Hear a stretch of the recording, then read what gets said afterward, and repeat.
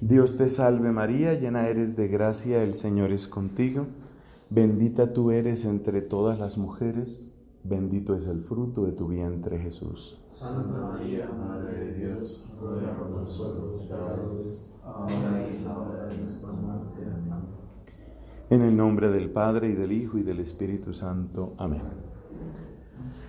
Bueno, en esta clase, posiblemente otra u otras dos, vamos a referirnos a uno de los elementos más claros, podríamos decir, más patentes de la teología del cuerpo, es decir, las diferencias y la complementariedad entre los hombres y las mujeres. En el caso presente, vamos a tener dos partes. Nuestra exposición de hoy tiene dos partes. Primero, a lo cual le vamos a dedicar mucha atención, es la parte del contexto actual. Hay que entender lo que está sucediendo hoy, porque ustedes, como estudiantes, todos lo somos en realidad, nosotros como estudiantes de la teología del cuerpo, debemos saber que el ambiente cultural actual es muy adverso, muy contrario a prácticamente todo lo que decimos en una clase de estas. Y hay que entender que estamos en ese ambiente hostil para también buscar con sabiduría que nos dé Dios, buscar la mejor manera de compartir este mensaje. Es un mensaje positivo, es un mensaje que construye, pero es un mensaje que va a ser mal recibido por muchas personas hoy por el contexto en el que estamos. Entonces vamos a comentar unos 6 aspectos del ambiente cultural contemporáneo, aspectos que hacen que nuestra gente, la sociedad en su conjunto, sea tan adversa, casi podríamos decir enemiga de este mensaje que de un modo profético lo ofreció el Papa Juan Pablo II. Estábamos recordando que estas catequesis datan por allá de los finales de los años 70 y comienzos de los años 80, es decir, que son mensajes que San Juan Pablo II dio hace prácticamente 40 años. Y fíjate cómo hoy son más actuales, incluso se pueden entender mucho mejor en el momento presente, porque todo aquello que Juan Pablo II presentaba como una amenaza, ya no es una amenaza simplemente teórica, sino es una realidad, es algo que estamos encontrando. Entonces vamos con los elementos, los 6 principales elementos del contexto actual que hacen que tengamos esa especie de dificultad en este tema de la teología del cuerpo. Lo primero es lo que llamamos el sofisma pseudodemocrático. El sofisma pseudodemocrático. Observemos que la palabra democracia desde hace bastante tiempo es una palabra que tiene un tono altamente positivo. Democracia es la palabra que se opone a la tiranía, que se opone a los privilegios, que se opone a la opresión. Recuerde usted, por ejemplo, hace unos años cuando sucedió la guerra en Irak, que la consigna era llevar la democracia a Irak, como sea. Hay un tirano que se llama Saddam Hussein, vamos a liberar a Irak, el pueblo iraquí se merece algo mejor. Entonces, la idea, que por supuesto no funcionó, era derribamos a Saddam Hussein y entonces florece la democracia y con la democracia pues vienen todos los bienes. ¿Cuáles son los bienes que se supone que trae la democracia? Se supone que trae derechos para todos, se supone que trae la primacía de la ley, nadie está por encima de la ley nos cobija a todos. Se supone que la democracia implica oportunidades de participación en el poder. Se supone que la democracia es el ambiente propio para el surgimiento de la iniciativa personal, concretamente lo que se llama libre empresa y por lo tanto crecimiento económico. Esto lo tienen muy adentro, podríamos decir en su ADN, los estadounidenses, los norteamericanos. Y alguien ha dicho que ellos se han considerado como los apóstoles de la democracia en el mundo. Es decir, vamos a llevar la democracia, por lo menos ese es el mensaje que se vende, llevar la democracia a todas partes. Luego ese modo de presentar las cosas se puede cuestionar sobre todo porque parece demostrado que ese mismo país ha estado dando apoyo real a dictaduras cuando conviene a los intereses económicos de Estados Unidos. Entonces es algo a lo que hay que ponerle signos de interrogación o por lo menos de cierta sospecha. Pero lo real es que para muchas personas la democracia es un valor prácticamente supremo, es un valor supremo, sobre todo en lo que se llama el mundo occidental. Llamamos mundo occidental ¿cuál? ¿Qué es el mundo occidental? ¿Qué es Occidente? Pues Occidente es la civilización europea y sus prolongaciones o sus extensiones en muchas otras partes del mundo. Entonces, por ejemplo, Suráfrica, Australia, incluso el mismo Japón, se supone que pertenecen a lo que llamamos Occidente. Occidente ha estado marcado en sus orígenes por el pensamiento griego, por la religión cristiana, por el derecho romano. Estos tres elementos están muy presentes en el mundo europeo. Luego hay que hablar de una revolución industrial, hay que hablar de todos los cambios que trae precisamente el ambiente político a partir de la Revolución Francesa. Ese es Occidente. Se podría hacer pues toda una clase sobre qué es Occidente. Entonces el mundo occidental tiene una relación muy profunda, casi podríamos decir de cierta admiración idolátrica por la democracia. Repito, como si la democracia fuera el remedio para todo. Y este pensamiento resurge en contextos que uno no se imaginaría. En muchos lugares existe la idea de que si hay problemas, lo que hay que hacer es aumentar las dosis de democracia. Voy a dar unos 2 ejemplos antes de mirar cómo esto impacta el tema de los hombres y las mujeres. Piense usted, por ejemplo, en la iglesia.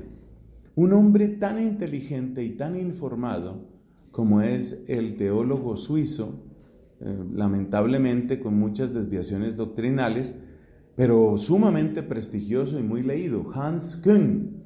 Hans Küng, el gran teólogo suizo para muchos, es de los que ha propuesto que se necesita más democracia en la iglesia. El obispo debería ser elegido, y no solamente elegido por los sacerdotes, sino que las diócesis enteras deberían tener pues sus puestos de votación y la gente debería decir voto por tal para obispo. La idea parece terriblemente ingenua cuando uno conoce tantas enfermedades que tiene la democracia, pero es para decir hasta qué punto el mundo occidental se ha arrojado a los pies de la diosa democracia como para creer que ahí están todas las soluciones. Para evitar problemas en la iglesia, democracia. En el mundo anglicano sucede así. Entonces, en el mundo anglicano, las grandes decisiones de lo que ellos llaman la comunión anglicana, que cobija muchas cosas, muchos grupos muy diversos en África, Estados Unidos, Canadá, Australia y otros grupos menores en otras partes del mundo. En la comunión anglicana las cosas son democráticas. Hay como 3 cámaras, no 2. Aquí en Colombia tenemos la Cámara de Representantes y el Senado. Bueno, allá en el mundo anglicano hay 3 cámaras que son como decir el parlamento o el grupo de los obispos. Está el grupo de los presbíteros, donde hay sacerdotisas, y está el de los laicos. Entonces, si una opinión fue votada democráticamente por mayoría entre los laicos y entre los presbíteros y entre los obispos y obispas, presbíteros y presbíteras, si todo eso, si ese proceso se cumplió, Eso queda para la comunión anglicana. Es decir, ellos realmente funcionan como un parlamento. El asunto es por votación. Claro, cuando uno conoce algo de la fe cristiana, uno se da cuenta que esa no puede ser la fe cristiana. Hay gente que ha hecho muy buenos apuntes y chistes sobre esto. Por ejemplo, ustedes se imaginan a Cristo reuniendo a los apóstoles y decir, bueno, a ver, por votación, ¿qué hacemos? ¿Que me crucifiquen o que no me crucifiquen? Pues ¿en dónde hubiera parado eso? Nuestra fe claramente no es democrática, pero yo estoy destacando en este momento que hay una especie de adoración por la democracia. Otro aspecto de esa adoración idolátrica a la democracia está en el hecho de que muchas personas consideran que lo que está aprobado como ley ya no admite más discusión. En este país está aprobado el aborto, ya eso no tiene discusión, es un derecho adquirido. Es decir, mucha gente tiene la idea de que lo legal es moral, o peor aún, que la discusión moral no tiene ningún sentido porque lo moral queda al gusto y criterio de cada uno. Y si usted quiere que su opinión cuente, logre votos. Si usted logra votos en el Senado, si usted logra votos en el Parlamento, en el Congreso, usted puede imponer su posición. Pero por ahora la ley es que hay aborto, o que hay eutanasia, o que hay tal programa de educación. Todo es por votación. Es decir, mucha gente tiene la idea de que la democracia es un bien tan alto y es un bien tan supremo, es decir, por encima de otros, que la idea que mucha gente tiene es que esa altura y esa autoridad de la democracia está por encima de la discusión sobre lo que es verdadero o falso, sobre lo que es bueno o malo. Simplemente ya fue votado, ya estuvo votado. Si estuvo votado ya no hay más que decir. Entonces vivimos en un mundo que idolatra, no encuentro otra palabra, idolatra la democracia. Ahora vamos al caso de hombres y mujeres. Este sofisma pseudo-democrático, esta adoración a la democracia, inmediatamente conlleva una serie de palabras, como por ejemplo la palabra participación. La participación. Si estamos en un mundo democrático, es necesario garantizar una participación igual, una participación proporcional en las decisiones, en los logros, en los cargos directivos. Tiene que haber participación. Observemos que la palabra participación, como se utiliza en este contexto, la palabra participación en realidad es una hija de la idolatría democrática.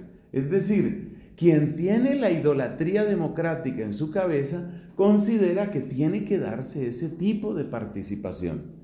¿Eso qué significa en el caso de hombres y mujeres?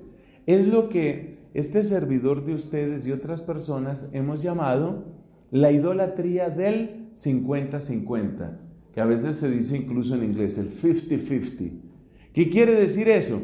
Que muchos medios de comunicación, muchas discusiones y muchos estudios siempre se hacen este tipo de preguntas y la hacen de varias maneras, pero todas equivalentes. Preguntas como estas: ¿por qué hay más ministros que ministras? Fíjate lo que hay detrás de esa pregunta. Lo que hay es que deberían ser 50-50. Todo debería ser 50-50. ¿Por qué? Ayer veía una noticia precisamente que decía sobre los premios Nobel, porque esta es la época del año en que se distribuyen, ¿no?, los premios Nobel. Entonces decía, ¿por qué hay tantos premios Nobel para los varones y tan poquitos para las mujeres? Como quien dice, tendría que ser 50% de los premios Nobel de física para los hombres, 50% para las mujeres.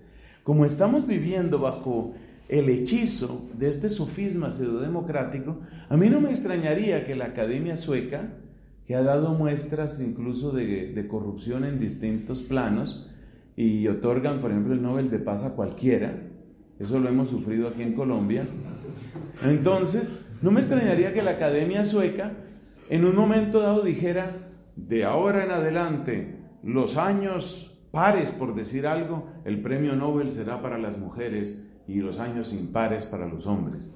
Pero uno de inmediato empieza a sentir que eso es absurdo.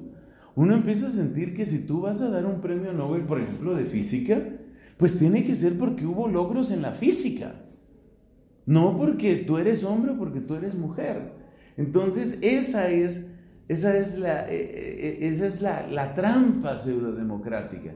Esa idea de que todo tiene que ser 50 y 50. Y resulta que yo lo llamo sofisma, ¿por qué? Pues porque es un engaño con apariencia de verdad. ¿Y en qué me baso para decir que es un engaño? En que hay estudios que muestran que las cosas no funcionan de esa manera. Le voy a dar este ejemplo. ¿Cómo es un matrimonio que funciona al 50-50? El matrimonio que funciona al 50-50 tiene que tener todo distribuido por mitades. Eso significa que si es un matrimonio 50-50, entonces del lavado de los platos te encargas tú la mitad de los días, yo la otra mitad. Sacar a pasear el perro, tú 50%, yo 50%. Y así sucesivamente. Esa manera de pensar, que no es otra cosa que la intromisión del sofisma pseudodemocrático al seno de la familia, debería ser pacífica, o sea, debería traer por fin justicia a la casa. Resulta que las parejas del 50 y 50 son parejas que tienen más dificultades y que se separan más. Y parece que hay una razón de fondo para eso. ¿Sabe cuál es? La razón de fondo es que cuando usted habla de una distribución por porcentajes, eso se llama una negociación, eso se llama un contrato.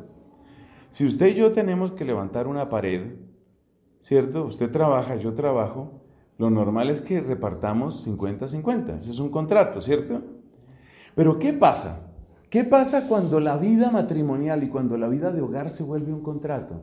Que no se vuelve un contrato, se vuelve otro contrato más en la vida. Eso quiere decir que cuando usted sale de su casa, pues normalmente usted está en sus actividades laborales, y en sus actividades laborales usted funciona por contrato. El contrato dice que usted tiene que trabajar, por ejemplo, de 9 de la mañana a 5 de la tarde, por decir algo. Eso dice su contrato. Y usted tiene que cumplir un contrato laboral, usted tiene que cumplir un contrato en cuanto que cumple unas leyes de tráfico, en cuanto que cumple unas leyes electorales, en cuanto que paga unos impuestos. O sea, la vida está repleta de contratos. Y si usted tiene todo repleto de contratos y llega a su casa y en su casa lo que tiene es otro contrato, ¿en qué momento descansa usted de sus contratos? ¿Y por qué es importante descansar de los contratos? Porque en el momento en el que usted descansa de contratos es cuando usted se siente amado por ser lo que es. Por ser lo que es. Entonces las parejas que le apuestan al 50-50 no suelen ser parejas más felices, porque son personas que de todas maneras tienen ese tipo de contrato permanente. Y resulta que el amor no funciona como contrato. Voy a decir cosas ridículas. ¿Se imagina una pareja que dijera, bueno, ¿por qué tengo que ser yo siempre el que la busque a usted para besarla? ¿Por qué? 50-50. Usted la mitad de las veces me busca a mí y me da un beso.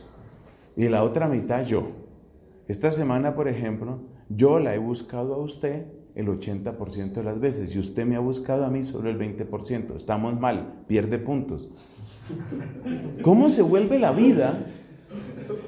La idea es que el beso, la caricia, el abrazo, la ternura tienen que inscribirse en una lógica diferente. Entonces, cuantos más contratos le metes a la vida de familia, más la lastimas, porque más empobreces el amor.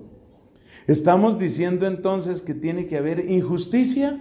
No, porque precisamente uno de los sofismas, o una de las consecuencias del sofisma pseudodemocrático es que la única manera de obtener justicia es por medio de contratos. Piense usted en una madre que cría a su hijo. Una mamá está criando a su hijito. ¿quién despierta a quién a horas incómodas de la noche? Estoy seguro que no es tanto la mamá despertando al niño para decirle al niño: hey, bebé, despiértate.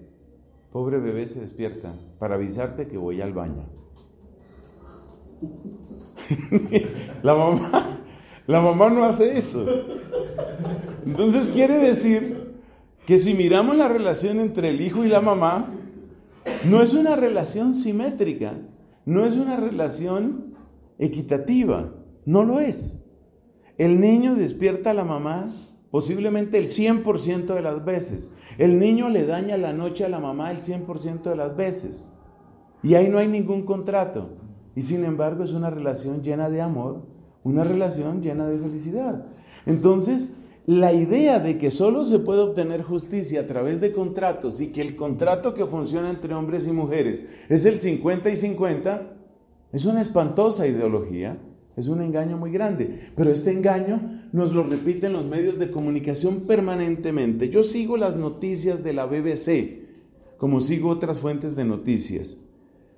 Y me llama la atención que es difícil que pasen 2 semanas sin que la BBC, la famosa BBC, sin que la BBC saque alguna noticia sobre esto, el sofisma pseudodemocrático, de distintas maneras. ¿Por qué hay más protagonistas hombres que protagonistas mujeres en las películas? ¿Por qué hay más gerentes hombres que...? Y siempre es para presentar las cosas como que el hombre es el malo. Pasemos al segundo punto del contexto actual para que usted vea por qué la teología del cuerpo es muy mal recibida en estos aspectos de hombres y mujeres. Segundo, es lo que llamamos la guerra semántica. He mencionado antes lo que ha pasado con la palabra participación. Dicho sea entre paréntesis, la palabra participación tiene antecedentes muy nobles. Participación es un término muy importante en la filosofía platónica. De hecho, la participación es, en ese sentido, también un concepto muy importante en vida espiritual y en muchas otras cosas, muchas otras áreas del pensamiento. Pero, gobernados como están tantos hombres y mujeres de nuestro tiempo por el sofisma pseudodemocrático, la palabra participación adquiere una connotación específica. Es la tajada del poder. Y yo no quiero que usted tenga una tajada más grande que la mía. Entonces, ahí es donde aparece el tema de la participación. Participación, entonces, ¿qué significa? Participación significa cuota de poder. Y apenas aparece la cuota del poder, entonces aparece el refuerzo de la idea de que todo tiene que ser 50 y 50. Pero ¿a qué nos referimos en general con guerra semántica? ¿Qué significa el término semántico? Semántico quiere decir lo que hace alusión al significado de las palabras. La guerra semántica es la tendencia cultural a cambiar el significado de las palabras o disimular el significado de las palabras para propósitos ideológicos. Eso es lo que llamamos guerra semántica. Muy bien, si esa es la guerra semántica, entonces hacemos esta pregunta. ¿Dónde se da la guerra semántica hoy? Y la encontramos por todas partes. A veces como disimulo, a veces como desfiguración de las palabras. Disimulo es el caso de evitar la palabra aborto lo más posible. Se habla de interrupción voluntaria del embarazo. Fíjate que es una expresión ridícula y contradictoria, porque cuando yo interrumpo algo se supone que lo puedo reiniciar. Por eso esa pieza eléctrica se llama interruptor, porque yo puedo interrumpir la corriente, reanudar la corriente, pero yo no puedo interrumpir el embarazo y reanudar el embarazo. Realmente no es la interrupción, es la terminación del embarazo. Y es la terminación violenta del embarazo. Y es la terminación violenta y homicida del embarazo. Eso es lo que significa aborto. Pero al utilizar términos deliberadamente endulzados, anestesiados. ¿Qué es lo que se pretende? Lo que se pretende es disminuir el impacto, la respuesta emocional. Entonces la eutanasia no es eutanasia, la eutanasia es muerte digna. El matrimonio entre un par de homosexuales no es matrimonio homosexual, es matrimonio igualitario. Entonces hay una cantidad de cambios de palabras que hacen que la gente se acostumbre a las realidades, porque esas realidades han sido disimuladas bajo capa de un lenguaje particularmente suave, dulce, propicio para anestesiar. Otro punto de la guerra semántica es el uso de lo que llamamos palabras bandera y palabras dragón. ¿Qué son las palabras bandera? Son aquellas palabras que se ponen de moda y que se supone que todos tenemos que celebrar. Precisamente la palabra democracia es una palabra que todo el mundo tendría que celebrar, todos. A celebrar la palabra democracia. Pero la democracia no es el remedio para todo, ni es siempre lo mejor. Cállese, levante la bandera de la democracia, porque la democracia es un valor supremo. Y usted se puede ganar insultos si usted no está de acuerdo con la democracia. Y lo mismo hay otras palabras. Recordemos otras palabras bandera. La palabra tolerancia, por ejemplo. La palabra inclusivo. Si usted no es inclusivo, quiere decir que usted es un desastre de ser humano. Desastre. Es muy lamentable. Ayer estaba haciendo una compra por internet de un tiquete aéreo. Al final de la compra, cuando ya se va a pagar, sale una casilla. ¿Quiere usted donar a UNICEF? Muchos ya conocemos que UNICEF tiene una agenda entre la cual hay unos aspectos realmente lamentables, horrorosos. Pero UNICEF todavía significa mucho para mucha gente. Y entonces describen la misión de UNICEF con unas poquitas palabras. Mira lo que dicen.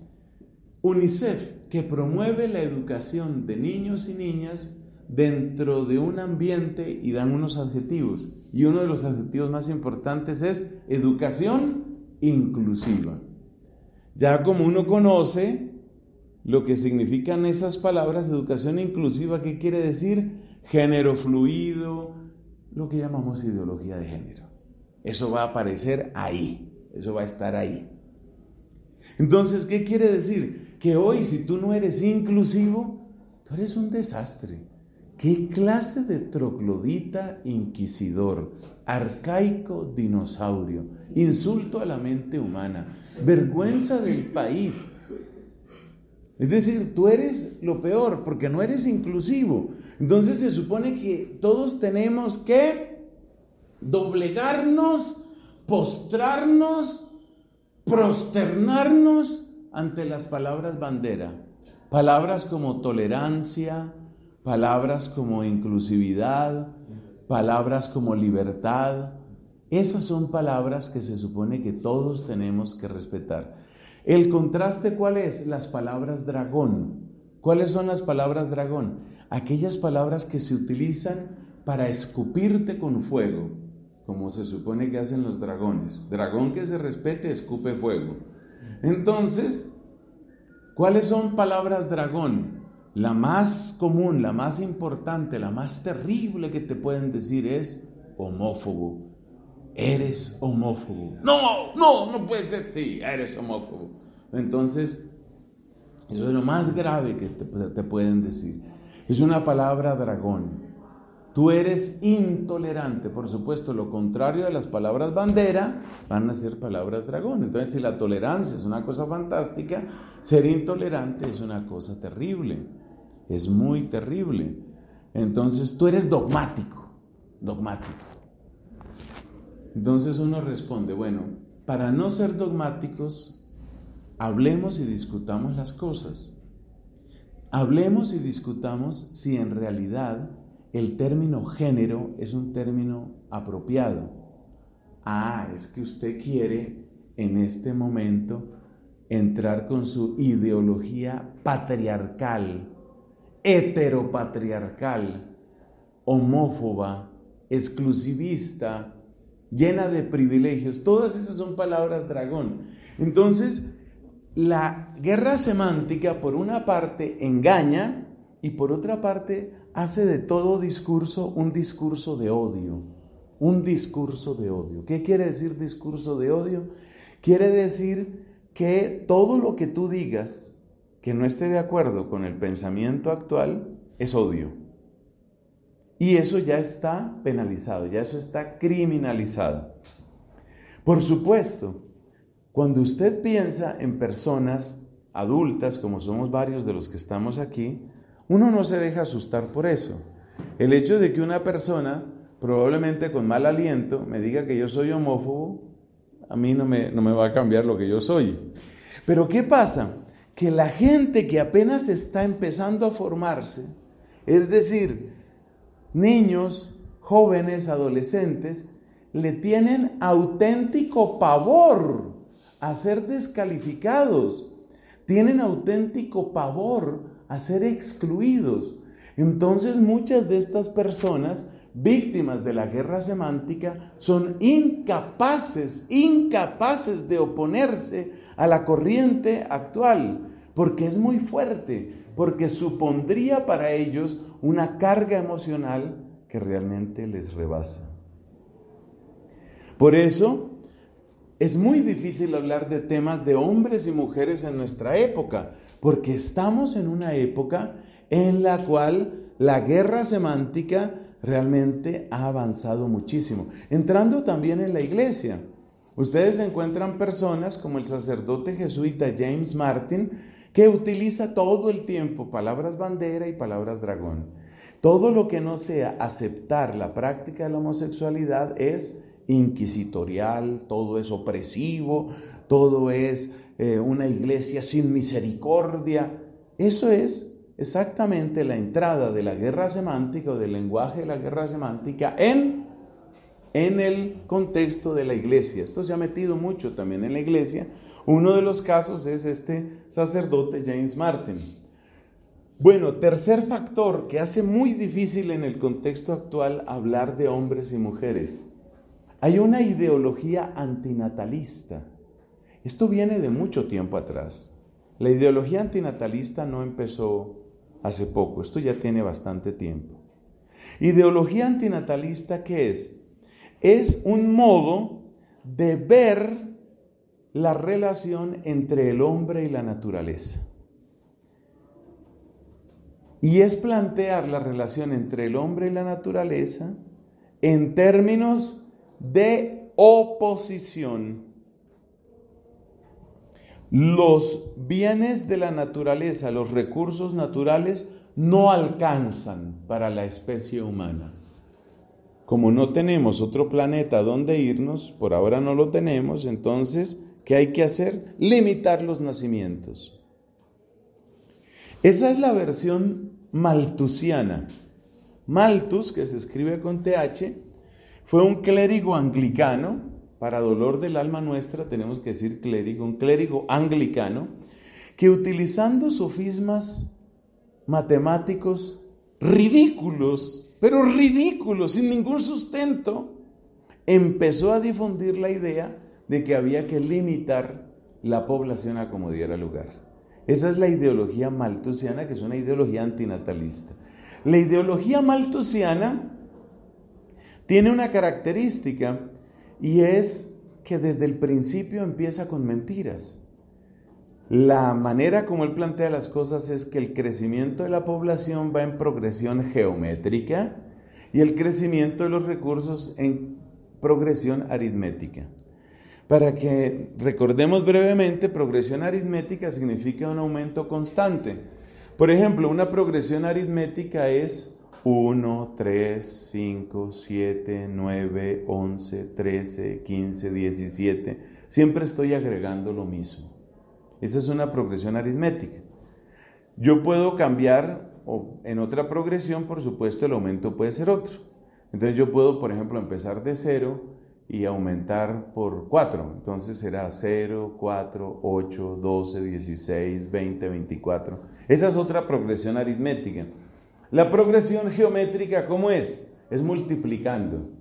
La progresión geométrica inmediatamente crece muchísimo. Entonces, por ejemplo, si yo empiezo a multiplicar por 2 y empiezo con el número 1, entonces tengo 1, 2, 4, 8, 16, 32, 64, 128, 256. Usted se da cuenta que la progresión geométrica va a un ritmo muy alto.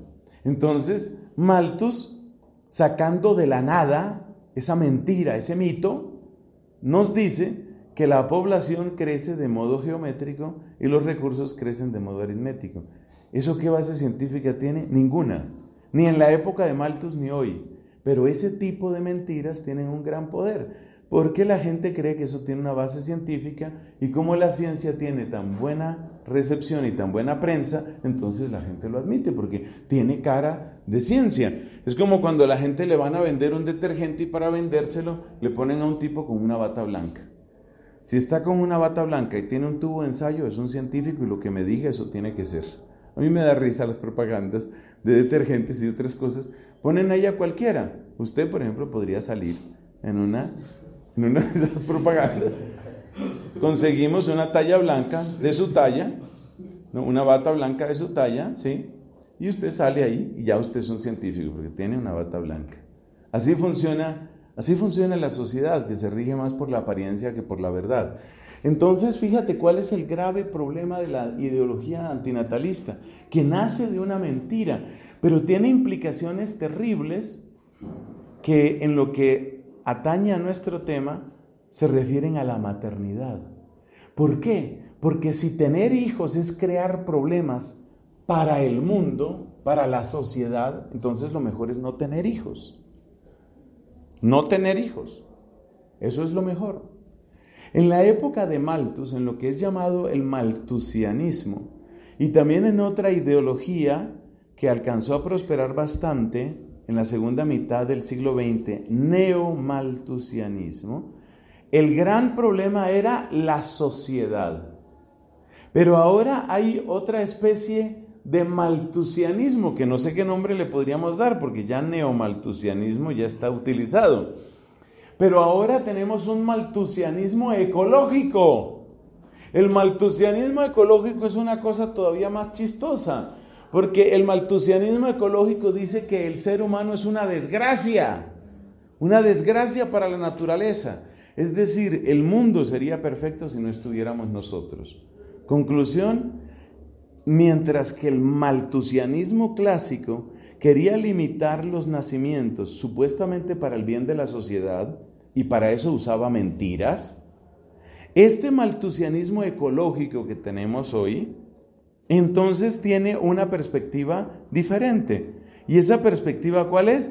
Que debemos limitar los nacimientos para que la Pachamama, para que Gaia, para que la Madre Tierra, para que el planeta, o sea, ya el bien no somos nosotros, sino que según el malthusianismo ecologista, nosotros debemos sacrificarnos, todos al altar de la Madre Tierra, todos al altar y todos nos sacrificamos. ¿Para qué?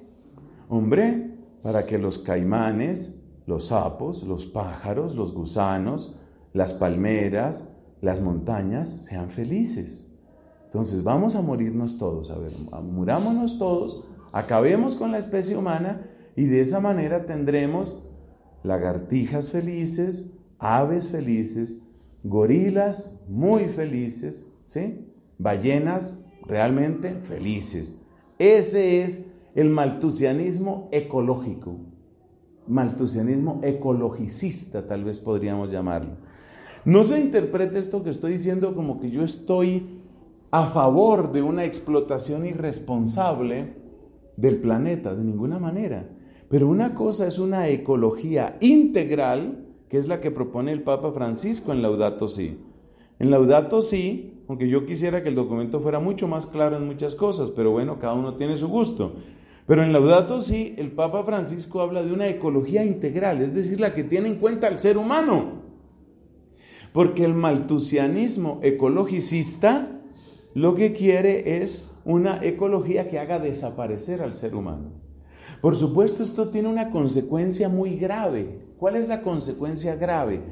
Que si tener hijos es una desgracia para el planeta, si tener hijos es una irresponsabilidad, si tener hijos es crear problemas, no solo a los gobiernos, sino principalmente al planeta, estamos hiriendo al planeta, sin cesar lo herimos. Si tener hijos es todo eso, ¿qué creen ustedes que siente una jovencita? Mejor no tener hijos. Y como no hay que tener hijos, entonces ¿para qué es el cuerpo? ¿Para qué es el vientre? ¿Para qué son los pechos? Resulta que, como veremos más adelante, en el cuerpo femenino todo habla de vida. Todo habla de vida. La forma de las caderas de la mujer, que causa gran atractivo en muchos varones, por supuesto, así estamos hechos. La forma del cuerpo, que incluye la forma de las caderas de la mujer, tiene un propósito. El ensanchamiento de las caderas es lo que hace posible el canal vaginal por donde va a salir la criatura.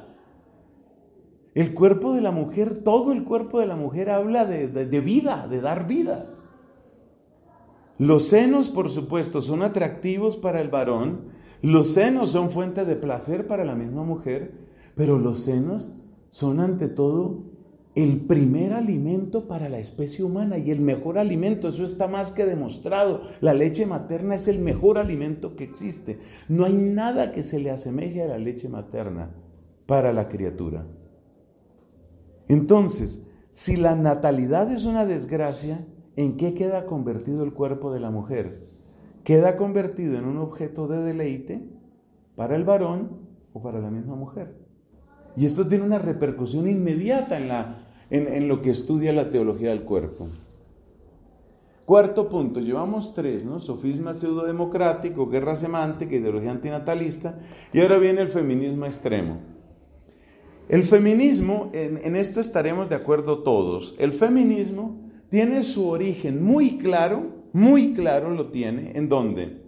El feminismo tiene su origen en la lucha contra el machismo. O sea, el feminismo es una corriente de reacción. ¿Esa reacción tiene una razón de ser? Claro que sí, claro que sí. El pensamiento dominante, lujurioso, a menudo agresivo, manipulador del hombre, que simplemente usa a la mujer como esclava, como empleada, como objeto sexual, ese es el machismo. El feminismo, en principio, se supone que quiere remediar esa injusticia.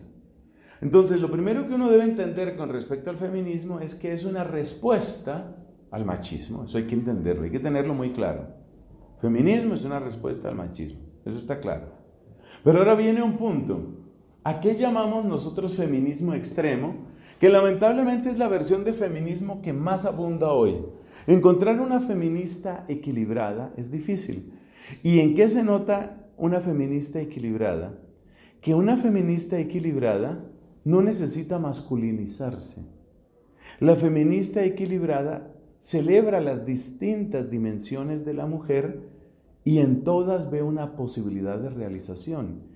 Este feminismo extremo, que es el más abundante y que algunos llaman feminacismo, por eso se habla de las feminazis, el feminacismo, el feminismo extremo, tiene una postura muy clara que consiste en una guerra contra la natalidad, porque precisamente lo que hace la gran diferencia entre la mujer y el hombre, pues es la maternidad. Maternidad que hunde sus raíces en toda la biología, como lo veremos más adelante. Entonces, como la maternidad es la gran diferencia y el feminacismo quiere que no haya diferencias, entonces hay que eliminar la maternidad. Por eso el feminacismo es enemigo de la maternidad y es enemigo de todo lo que marque esa diferencia. Por eso una gran cantidad de feminazis toman en su mismo aspecto exterior, toman una actitud agresiva muchas veces, lo que se dice con palabras casi vulgares, me perdonan que tenga que decirlas aquí, es marimacho, es machorra, es la mujer que claramente tiene un grave conflicto con su ser femenino y que trata de ser lo menos femenino posible. Lo menos femenino, lo cual es muy irónico, porque se supone que vamos a defender a la mujer y lo primero es eliminar lo que tanto agrada a tantas mujeres, no porque yo lo diga, sino porque les agrada. Para muchas mujeres, la delicadeza, la ternura, el cuidado de la vida, son bienes preciosos, son bienes que les hacen felices. El feminacismo tiene que suprimir esto. Hay una persona a la que menciono con frecuencia porque creo que está haciendo una obra interesante. Es una mujer que se llama Sarah, ella lo escribe muchas veces con una H al final. Sarah Winter, Winter con W como decir invierno en inglés. Sarah Winter es una persona que yo creo que muchos aquí deberían conocer si no la conocen, porque Sarah Winter estuvo de lleno en el feminismo extremo, estuvo de lleno en ese movimiento. Y precisamente Sarah salió del feminismo extremo cuando ella misma quedó embarazada, porque la única respuesta que le daban sus amigas feministas era abórtalo, abórtalo, abórtalo. Es decir, es imposible, según esas amigas, ser feminista y ser mamá. Cuando ella se dio cuenta de esa trampa, se dio cuenta de ese engaño, pues empezó a salir del feminacismo. Pero es evidente que el feminismo, ese feminismo sobre todo extremo, no nos permite ver con claridad, no nos permite descubrir la belleza ni del hombre ni de la mujer, porque la belleza del hombre queda oculta bajo capas de odio. El hombre es simplemente odioso, digno de odio, y la mujer, pues la mujer, mira, la mujer es repugnante, la mujer, lo femenino es repugnante, hay que ser guerreras en contra de la misma mujer. Esa es la gran contradicción del feminacismo, ser guerreras en contra de la mujer o en contra de lo femenino para defender lo femenino. Es una cosa absurda. Y eso está muy en el contexto actual. Entonces la persona que es víctima del feminismo extremo es una persona que no va a ver nunca la belleza del matrimonio. A lo sumo lo que puede ver es una especie de contrato. Nos devolvemos al primer punto. Es decir, el tipo de relación que ve una feminacia es una relación de contrato, que en la medida de lo posible debería ser contrato con otra mujer. Es muy importante ser lesbianas, es muy importante agruparse las mujeres, querer solo a las mujeres, gozarse solo con las mujeres. Es muy importante eso. Pero si se va a tener una relación con un hombre, si resulta que no te dieron las agallas para ser completamente feminazi, entonces, si no vas a tener relación con una mujer, sino con un hombre, exígele a ese hombre que todo esté bajo contrato. Es evidente que la belleza, que la hermosura de la relación entre hombre y mujer nunca puede aparecer ahí. Quinto punto. No necesariamente por el camino del feminismo extremo se está dando en nuestra época una nueva explotación hacia la mujer. Y eso nos está afectando mucho este tema. ¿A qué llamamos la explotación oculta hacia la mujer? Vamos a tratar de explicarlo. ¿Qué es explotación oculta hacia la mujer? A ver, como veremos más adelante al presentar elementos biológicos y psicológicos, uno de los rasgos más propios de la mujer es el compromiso y la generosidad. Generosidad y compromiso son realidades mucho más firmes, mucho más frecuentes, mucho más intensas en la mujer. Ese don, que podríamos llamar un don natural, pero que si vamos a ser más precisos lo podemos llamar un don de Dios para la mujer, ese don ha sido tristemente explotado por el machismo. El machismo explota el don de la generosidad de la mujer. Pero eso no significa que el varón sea el único que pueda aprovecharse de esa explotación. Curiosamente, los movimientos feministas más extremos han sido fundados por hombres. Eso tiene que decirnos algo. Pero hay un dato muy importante, y es el dato que proviene del mundo corporativo, del mundo empresarial. Cada vez más, las empresas se dan cuenta de que estas dos dimensiones que he mencionado, generosidad y compromiso, son extremadamente útiles para el mundo laboral. ¿Qué más quiere usted? Piense esto, si usted tiene una empresa, no me interesa si usted es hombre o mujer, eso no es lo importante en este momento, pero piense que usted tiene una empresa. ¿Qué es lo que usted quiere para que su empresa crezca? Usted necesita dos cosas. Usted necesita que cada una de las personas que trabaje tenga compromiso. Es decir, que sienta a la empresa como suya. O como decimos en Colombia y en otros sitios, usted necesita que la gente se ponga la camiseta. Usted necesita que la persona se comprometa. Usted necesita compromiso. ¿Qué más necesita usted? Pues usted también necesita que la persona, en la medida de lo posible, sea generosa. Es decir, que no se limite a dar el mínimo, porque usted quiere que su empresa crezca y usted quiere que su empresa vaya adelante en un mundo tan competitivo como el que estamos. Como usted quiere que su empresa sea competitiva, como usted quiere crecer, usted necesita gente que sea comprometida y generosa. Eso significa, usted necesita mujeres. Pero ahí se da una explotación también. Muchos seguramente estarán pensando en la explotación en términos de salario.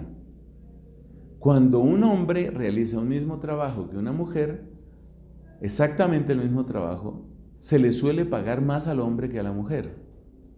Esto es una injusticia, estamos de acuerdo. Si están haciendo exactamente el mismo trabajo, no hay ninguna razón para pagarle menos a la mujer que al hombre. Pero yo no me refiero en este momento, no me refiero principalmente a esa explotación salarial. Me refiero a esta otra explotación. Me refiero al hecho de que la mujer tiene toda esa generosidad y ese compromiso. Entonces, visto con mis propios ojos, hay muchas mujeres a las cuales las empresas las conquistan con altos sueldos, con muy rápidas promociones, es decir, ascensos, y las premian también con una gran extensión geográfica de influencia. Estoy pensando concretamente en una amiga cuyo nombre no diré. Ella, a los 32, 33 años, soltera todavía, estaba viajando por toda América Latina. Tenía una gerencia de muy alto rango, estaba ganando muy buen sueldo. Por supuesto, eso de ganar un buen sueldo cuando uno conoce el mundo empresarial es una cosa chistosa, porque uno se da cuenta que una persona de estas, a ver, dinero colombiano, le pagan 15 millones, pero resulta que esa misma persona, con cada hora de trabajo, le produce más de 15 millones a quien le está pagando. O sea que eso de que le están pagando bien es muy relativo, porque en realidad le están dando lo suficiente para que la persona esté muy motivada. Pero la ganancia que produce es incalculablemente mayor que el sueldo que se le paga. Por supuesto, para pagarle ese sueldo de 15 millones de pesos. 15 millones, eso suena mucho en Colombia. Para quienes siguen estas reflexiones en otros lugares, hablemos en términos de dólares americanos. 15 millones de pesos mensuales es un poco menos de $5,000 mensuales. Estamos hablando en términos anuales de unos 60, 70 mil dólares al año, lo cual es relativamente bueno, pero no es excesivamente bueno en otros países. Pero el hecho es que en un país como Colombia, que a ti te estén pagando $70,000, $80,000 al año, eso parece una suma increíble y eso le permite a esta mujer comprar un apartamento, eso le permite a esta mujer, que es una historia de la vida real, le permite a ella llevar a un paseo de lujo a sus papás, por fin mis papás, que son por allá de Piedra Perdida, el último pueblo del último departamento de la última provincia. Por fin voy a llevar a mis papás a que conozcan la Torre Eiffel, a que conozcan el Museo del Prado, a que conozcan el Vaticano. Y esta chica entrega su trabajo, entrega su salud y entrega su tiempo y sus ovarios, los entrega todos por ese trabajo. Historia de la vida real, insisto. Resulta que cuando esta mujer está sobre los 35 años de edad, obviamente no puede casarse. Le ofrecerán sexo todo el que quiera, porque una persona exitosa, joven, bonita, siempre encontrará muchas propuestas indecentes, así se las digan de manera decente. O sea que sexo puede encontrar todo el que quiera, pero hogar, muy difícil. ¿Quién quiere ser novio de una persona que está todo el tiempo en un aeropuerto o en un hotel de 5 estrellas? Entonces esta mujer, después de una carrera fulgurante, está llegando a sus 35, 36 años de edad. En ese momento ya no le están pagando $70,000 al año, le están pagando $100,000 al año. Es mucho dinero el que está ganando esa mujer, $100,000 al año. Su salud está alterada porque muchas veces la empresa, así como le da dinero, así le exige. No le exige con un látigo como en la antigua esclavitud, pero le exige resultados y hay 1000 formas de manipular a un trabajador. De manera que esta supergerente para América Latina está ganando $100,000 al año. Esta supergerente para América Latina está trabajando un promedio de 11, 12 horas entre lunes y viernes, más otras 8 horas que está trabajando los sábados.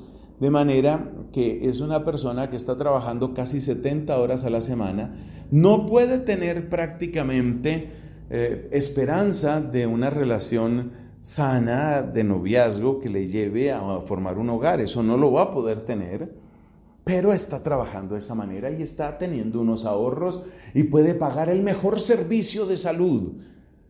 Como decimos aquí en Colombia, la mejor prepagada, ¿no? La mejor servicio de salud para ella, para sus papás. Cosa que es muy bueno, porque es posible que tenga un infarto, entonces es muy bueno que tenga un buen servicio de salud que le atienda a su infarto.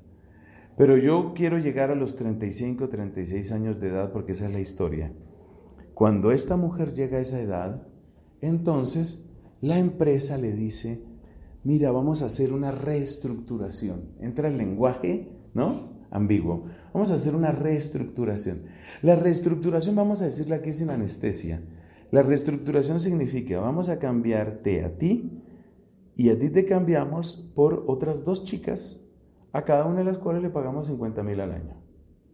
Entonces a ti vamos a arreglarte, dicen aquí en Colombia, ¿no? Arreglar es, pues básicamente dar la indemnización y los dineros que hay que dar por despedir a una persona. Le dan una gran cantidad de dinero.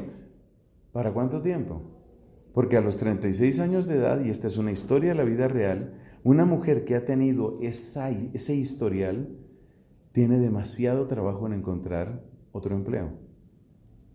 Como dicen, demasiado trabajo en encontrar trabajo. ¿Cuál es la consecuencia de esto?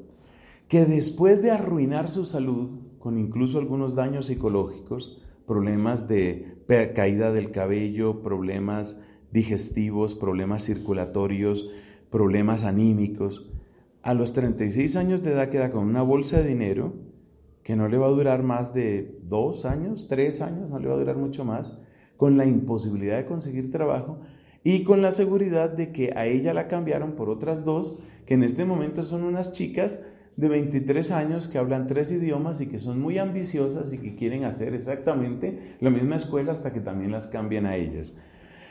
Me he tomado el trabajo de hacer toda esta larga descripción. Yo sé que ha sido un poco extensa esta descripción, porque mucha gente no es consciente de esto. Se llama explotación oculta hacia la mujer. Cuando las mujeres empiezan a darse cuenta que después de los 40 años de edad es muy difícil, pero muy difícil conseguir trabajo. Cuando ya se dan cuenta de eso, entonces empiezan a someterse cada vez más a que las exploten. Explotación que suele suceder por el hecho de que cada vez les recargan más el trabajo, les ponen metas irracionales y si usted no está de acuerdo, pues salimos de usted, la desconectamos de la empresa y la reemplazamos por esas 2 chicas de minifalda, cada una de las cuales mide 1,74, son modelos, están muy bien perfumadas, hablan 3 y 4 idiomas y tienen destrezas tecnológicas que usted todavía no conoce. Entonces la mujer se queda finalmente con una profunda frustración porque el dinero se acaba y los daños que esa carga de trabajo trajeron a su cuerpo y a su psiquis no se van. El dinero se va, los daños se quedan. Y sobre todo porque muchas de estas personas luego se encuentran en una soledad terrible. Algunas de ellas, después de tener un matrimonio accidentado que acaba en separación, o después de vivir una soltería amarga, entonces empiezan a hacer experimentos, por ejemplo, a comprar amor. Este es el caso de aquellas mujeres, este es un fenómeno que está sucediendo. Nada de esto me lo estoy inventando. Entonces tiene usted ese caso de mujeres de 40 y tantos años saliendo con muchachitos de 24 o 25 o más jóvenes, ¿no? De 18 años, nos dice aquí uno de los compañeros, saliendo con muchachitos jóvenes, los cuales pues hacen el papel de un prostituto, para darle el nombre a las cosas. Un poquito más elegante, un gigoló o gigoló. Entonces son muchachitos que le están dando una ilusión, están manteniendo una apariencia de relación de pareja con esa mujer frustrada. Por supuesto, eso no durará, eso no tendrá éxito. Entonces yo pregunto una cosa, esa mujer que ha sido explotada, sin embargo se creía exitosa, cuando ella estaba ganando 15, 20 millones de pesos al mes, cuando ella estaba acumulando unos $80,000 al año, cuando ella estaba ganando ese nivel de sueldo, ella se creía exitosa. Cuando ella podía ponerse la ropa más elegante, comprar una cartera del precio que fuera, un bolso del precio que fuera, cuando ella podía pagar las botas que solo venden en los almacenes exclusivos de la Quinta Avenida en Nueva York, ella creía que tenía éxito. Ese es el modelo de mujer. Ahora dime una cosa, ¿cómo podrá esa mujer entender lo que significa ser mujer? Cuando empieza a entenderlo, es demasiado tarde para ella. Cuando empieza a entenderlo, la vida le está diciendo, pasó tu hora. Esa es una realidad actual. Pero lo más grave de esta explotación es la palabra que hemos puesto aquí. Es una explotación oculta. Y como es una explotación oculta, quiere decir que la mayor parte de la gente considera que eso es bueno, incluyendo los papás. Porque los papás consideraban un gran éxito poder decir, cuando les preguntan, bueno, ¿y tu hija? Digamos aquí un nombre. ¿Y tu hija Marcela dónde está? Marcelita. ¿Dónde estará Marcelita? Me parece que estaba, ¿hoy qué es? A ver, hoy es jueves. No sé si está en Ámsterdam o está en Londres, pero con visible orgullo, ¿no? O sea, ¿qué hija la que tenemos? ¿Qué hija? No sabemos si está en Ámsterdam, en Londres, o si ya aterrizó en Bruselas, porque tenía que presentar ante la comisión, tú sabes, tenía que presentar ante la comisión de la Unión Europea, tenía que presentar un documento para ver si se eleva el cargo, ¿no? Entonces, los mismos papás se regocijan en que sus hijas estén en ese tren. Y parece que nadie se estuviera dando cuenta, salvo unos pocos, nadie se estuviera dando cuenta dónde acaba esa carrera. Por supuesto que esta explotación laboral se da también en el caso de los hombres. Por supuesto, porque el mundo corporativo cada vez se ha vuelto un mundo más inhumano. Esa es una realidad. El mundo corporativo se ha vuelto un mundo inhumano. Pero, ¿sabes una cosa? Ese mundo corporativo inhumano que afecta a los hombres y a las mujeres le hace mucho mayor daño a la mujer. Porque para la mujer que tenía la camiseta puesta, para la mujer que tenía un grado de compromiso, la empresa no era solamente la empresa. La empresa era casi su casa. Era casi su casa. Era algo impresionante lo que podía significar para ella. No todas las mujeres son así, pero muchas sí. Y cuando ella finalmente es sacada de la empresa con un cheque muy gordo, eso sí, cheque gordísimo. Pero es que ningún cheque gordo dura más allá de, ¿qué? ¿Cuánto? ¿1 año, 2 años, 3 años? ¿Vas a vivir de ese cheque? No vas a poder vivir de ese cheque. Entonces, cuando ya te botan a la calle, en ese momento es como si se les quitara una venda. Les repito, no estoy hablando de una hipótesis, estoy hablando de seres humanos cuyos nombres yo podría decir aquí. Ahí se le quita la venda. ¿Y dónde queda Ámsterdam? ¿Y dónde quedan los viajes sorpresa a Ciudad de México? El vuelo se me retrasó, llegué 8:30 de la noche de Buenos Aires, pero mañana tengo que estar a las 3:30 en el aeropuerto porque tengo que salir para Ciudad de México. Hay una reunión que no me la puedo perder, no me la puedo perder. ¿Y tu salud? La salud se pierde, la paz se pierde y el desengaño se prepara. Entonces, ¿cómo puede una mujer entender lo que significa ser mujer si está en ese régimen o si aspira a ese régimen? Porque resulta que una gran cantidad de universitarias aspiran a esto, porque para ellas el nombre del éxito es esto. El nombre del éxito es ser una de esas que siempre está perfectamente maquillada, que puede quedarse en los mejores hoteles, que puede comprar sexo como lo compran los hombres, que puede ir a las ciudades más costosas y a los almacenes más exclusivos. Esto afecta notablemente la manera como vemos a los hombres y a las mujeres. Y el último punto que quiero mencionar para completar este tema tan importante del contexto actual es el subjetivismo en el que estamos. Ese subjetivismo tiene una expresión dramática en la ideología de género. El subjetivismo que consiste en que yo soy lo que yo decida que yo quiero ser. Pero claro, eso vale para el sexo, o como llaman ahora, con un término erróneo y además ambiguo, eso vale para el género, pero no vale para otras cosas. Si yo llego a París y yo digo, ¿sabe una cosa? Señor gobierno de Francia, ¿sabe una cosa? En mi interior, yo me siento francés. Yo me siento francés. Por consiguiente, mándeme por favor mi pasaporte y mi carta de identidad, DNI o como lo llamen allá en Francia. Deme por favor mi cédula de ciudadanía, mi DNI francés y deme mi pasaporte francés. ¿Y por qué? Porque yo me siento francés. ¿Es que vous parlez français? No, yo no hablo francés y no me venga aquí a confundirme. Francés no hablo, pero usted viera lo francés que yo me siento. O sea, si usted estuviera dentro de mí, usted se daría cuenta que yo me siento francés, pero más francés que Napoleón Bonaparte, francés más que Mitterrand, más que Charles de Gaulle, que eso sí lo sé pronunciar. Deme mi pasaporte francés. Señor, usted está en París, usted entró con una visa de turista. Si usted va a seguir con este desorden, usted va a ser deportado. ¿Cómo me va a deportar si yo me siento francés? Yo soy francés. Claro, a todo el mundo le da risa que uno diga eso. Pero eso es lo que pasa con la ideología de género. Es el subjetivismo. Yo me siento mujer. A partir de las 12, a ver, ¿qué horas son? Me quedan 2 horas y pico y empezaré a ser mujer. ¿Por qué? Porque yo siempre me he sentido mujer. Y no importa si fue siempre, resulta que hoy me siento mujer. ¿Qué pasa? Me siento mujer. Voy a ser mujer toda la tarde. ¿Algún problema? Ese es el subjetivismo de la ideología de género.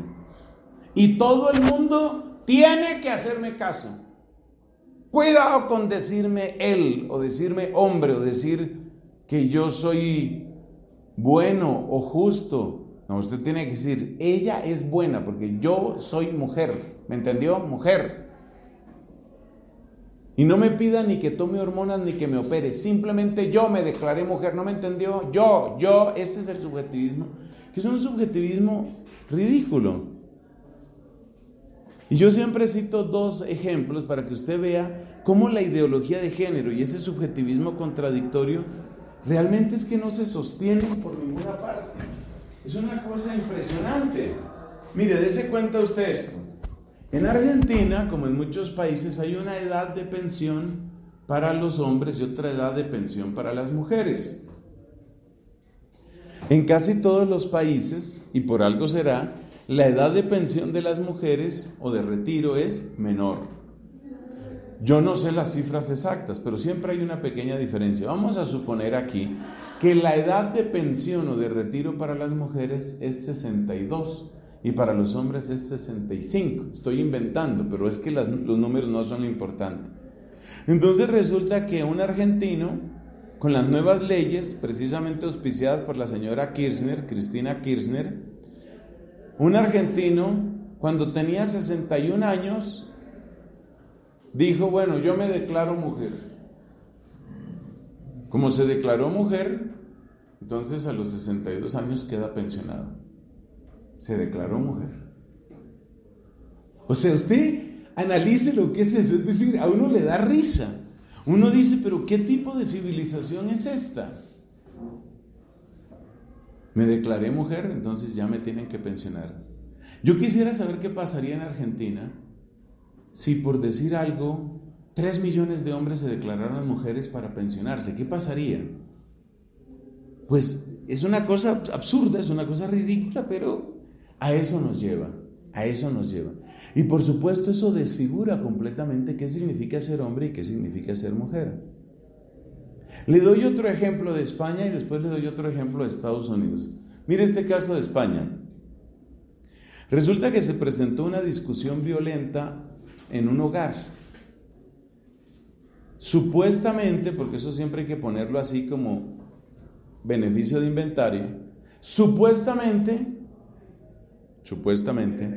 el varón le pegó a la mujer, la golpeó, la agredió, la insultó. Las leyes contra la violencia hacia la mujer son muy fuertes en este momento en España, pero este señor de inmediato se declaró mujer. Entonces, como se declaró mujer, ¿qué quiere decir? Que ya no le cobija la ley de violencia de los hombres contra las mujeres. No, yo soy mujer. ¿Usted qué es? Mujer. Soy mujer. Como soy mujer, no me puede aplicar la ley de violencia de los hombres contra las mujeres, sino que ya queda como una querella doméstica. Ya no es violencia contra la mujer, ya es una querella doméstica. La querella doméstica pues prácticamente no tiene cárcel, no tiene nada, porque no es tan grave. Entonces, por eso hablamos de un subjetivismo contradictorio. Y ahora le doy un último caso. En Estados Unidos las mujeres, o sea, las mujeres biológicamente mujeres, se están asociando porque ellas mismas ven que esto termina volviéndose contra ellas. Resulta que si un varón se declara mujer en ciertos lugares y estados de ese país, si un varón se declara mujer, entonces ya legalmente puede entrar a los vestidores o a los baños de las mujeres. Entonces, si usted es un pervertido sexual que le encanta espiar mujeres, pues eso es la maravilla de ley. Dicho entre otras cosas, hay una universidad en Colombia que es la Universidad de los Andes que tiene esa disposición. Tienen unos letreros que dicen, usted entre al baño a donde usted sienta o quiera o entienda que debe entrar. Ah, pues yo quiero entrar aquí, a ver si acaso veo algo por ahí. Pero entonces, ¿cómo se sienten las mujeres? Pues las mujeres se sienten amenazadas. Porque es muy incómodo que en el vestidor, en el lugar para probarse la ropa, mucha de la ropa pues implica pues desnudarse por lo menos parcialmente, quedar en ropa interior. Entonces, si en la zona de vestidores de las mujeres pueden entrar los hombres simplemente con declararse mujeres, ¿En dónde queda la seguridad de las mujeres biológicamente mujeres? Entonces ya se están asociando las mujeres biológicamente mujeres diciendo, un momentico, una cosa son los transexuales que dicen que son mujeres y otra cosa somos nosotras. Y por dentro uno sonríe y uno dice, oye, al final como que gana la biología, ¿no? Al final la biología se impone. España, que es exagerada en todo prácticamente, es parte del ADN de los españoles ser exagerados, intensos, reteñidos. Entonces ya eligió, ustedes supieron, el año pasado o antepasado eligieron de reina de belleza a un hombre. Debidamente operado y todas esas cosas. Bueno, entonces usted se encuentra con que esa reina de belleza va a tener problemas de próstata. O sea, la biología finalmente sale, la biología finalmente aparece. Y de eso vamos a seguir hablando, sobre todos estos aspectos neurológicos, fisiológicos, anatómicos, hormonales y sobre todo psicológicos que están en este tema, para darnos cuenta, por una parte, toda la mentira que es la ideología de género, pero sobre todo para otra cosa, mis queridos amigos, para redescubrir la belleza, para descubrir la bondad, para descubrir la armonía que Dios ha querido al hacernos hombres y mujeres. Gloria al Padre, al Hijo y al Espíritu Santo.